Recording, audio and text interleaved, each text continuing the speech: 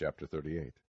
Then the Lord answered Job out of the whirlwind, and said, Who is this that darkeneth counsel by words without knowledge?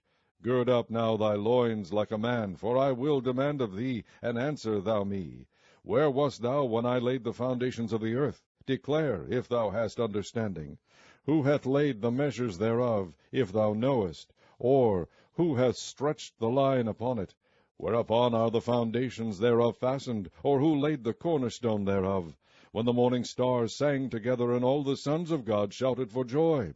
Or who shut up the sea with doors, when it brake forth, as if it had issued out of the womb? When I made the cloud the garment thereof, and thick darkness a swaddlingband for it, and brake up for it my decreed place, and set bars and doors, and said, Hitherto shalt thou come, but no further, and here shall thy proud waves be stayed. Hast thou commanded the morning since thy days, and caused the dayspring to know his place, that it might take hold of the ends of the earth, that the wicked might be shaken out of it? It is turned as clay to the seal, and they stand as a garment.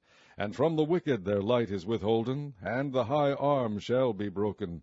Hast thou entered into the springs of the sea, or hast thou walked in the search of the depth? Have the gates of death been opened unto thee, or hast thou seen the doors of the shadow of death? Hast thou perceived the breadth of the earth? Declare if thou knowest it all.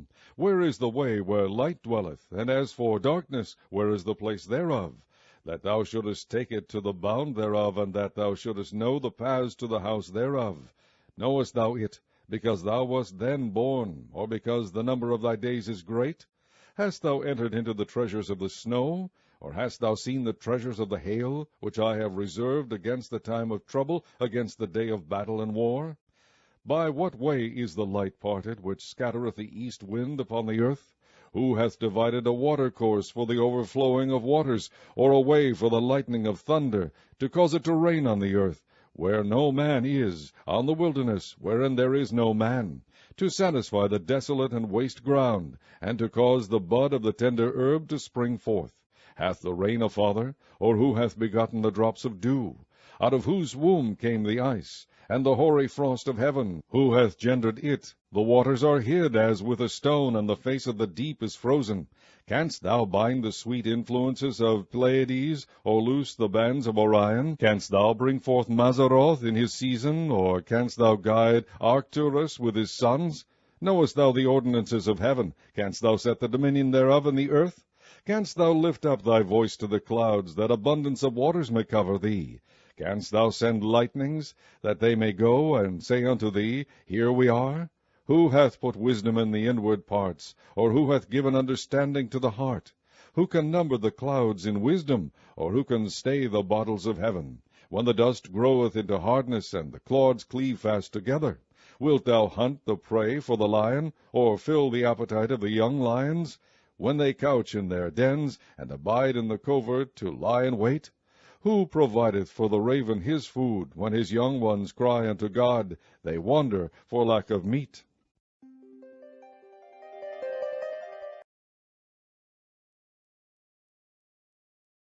Chapter 39. Knowest thou the time when the wild goats of the rock bring forth, or canst thou mark when the hinds do calve? Canst thou number the months that they fulfill, or knowest thou the time when they bring forth? They bow themselves, they bring forth their young ones, they cast out their sorrows. Their young ones are in good liking, they grow up with corn, they go forth and return not unto them. Who hath sent out the wild ass free, or who hath loosed the bands of the wild ass? Whose house I have made the wilderness, and the barren land his dwellings. He scorneth the multitude of the city, neither regardeth he the crying of the driver. The range of the mountains is his pasture, and he searcheth after every green thing. Will the unicorn be willing to serve thee, or abide by thy crib? Canst thou bind the unicorn with his band in the furrow? Or will he harrow the valleys after thee? Wilt thou trust him because his strength is great, or wilt thou leave thy labor to him? Wilt thou believe him, that he will bring home thy seed, and gather it into thy barn?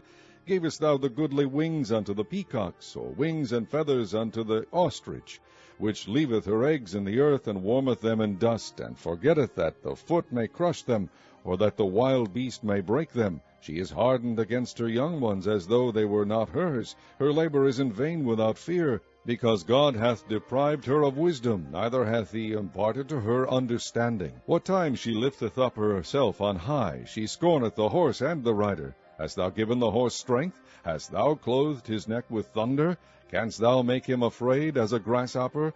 The glory of his nostrils is terrible. He paweth in the valley, and rejoiceth in his strength. He goeth on to meet the armed men. He mocketh at fear, and is not affrighted, neither turneth he back from the sword. The quiver rattleth against him, the glittering spear and the shield. He swalloweth the ground with fierceness and rage, neither believe he that it is the sound of the trumpet. He saith among the trumpets, Ha, ha! And he smelleth the battle afar off, the thunder of the captains and the shouting. Doth the hawk fly by thy wisdom, and stretch her wings toward the south? Doth the eagle mount up at thy command, and make her nest on high? She dwelleth and abideth on the rock, upon the crag of the rock, and the strong place. From thence she seeketh the prey, and her eyes behold afar off. Her young ones also suck up blood, and where the slain are, there is she.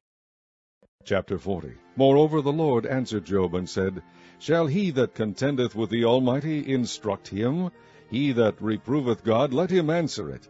Then Job answered the Lord, and said, Behold, I am vile. What shall I answer thee? I will lay mine hand upon my mouth. Once have I spoken, but I will not answer, yea, twice, but I will proceed no further. Then answered the Lord unto Job out of the whirlwind, and said, Gird up thy loins now like a man. I will demand of thee, and declare thou unto me. Wilt thou also disannul my judgment? Wilt thou condemn me, that thou mayest be righteous? Hast thou an arm like God, or canst thou thunder with a voice like him? Deck thyself now with majesty and excellency, and array thyself with glory and beauty. Cast abroad the rage of thy wrath, and behold every one that is proud, and abase him. Look on every one that is proud, and bring him low, and tread down the wicked in their place. Hide them in the dust together, and bind their faces in secret. Then will I also confess unto thee that thine own right hand can save thee. Behold now, Behemoth, which I made with thee, he eateth grass as an ox. Lo now, his strength is in his loins, and his force is in the navel of his belly. He moveth his tail like a cedar, the sinews of his stones are wrapped together. His bones are as strong pieces of brass, his bones are like bars of iron.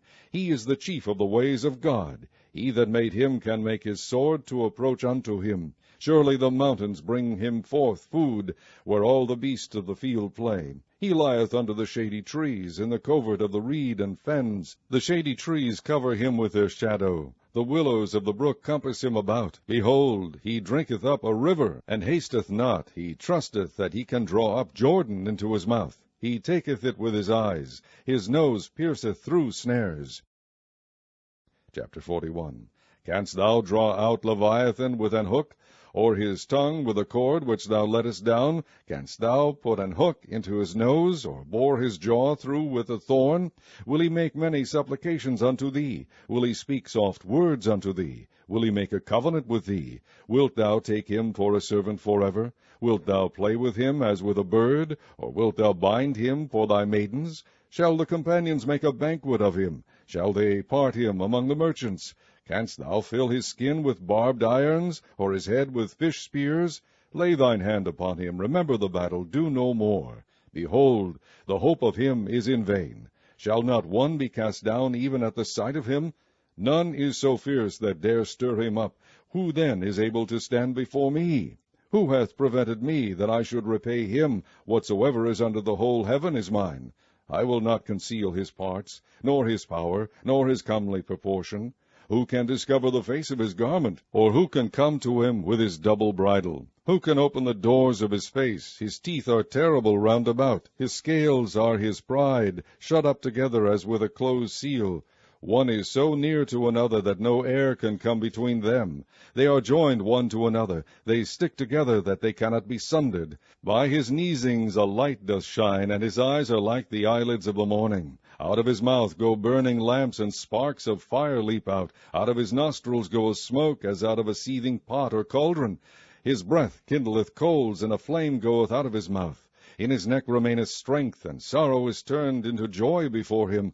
The flakes of his flesh are joined together. They are firm in themselves, they cannot be moved. His heart is as firm as a stone, yea, as hard as a piece of the nether millstone. When he raiseth up himself, the mighty are afraid. By reason of breakings they purify themselves. The sword of him that layeth at him cannot hold, the spear, the dart, nor the habergeon. He esteemeth iron as straw, and brass as rotten wood. The arrow cannot make him flee. Slingstones are turned with him into stubble. Darts are counted as stubble.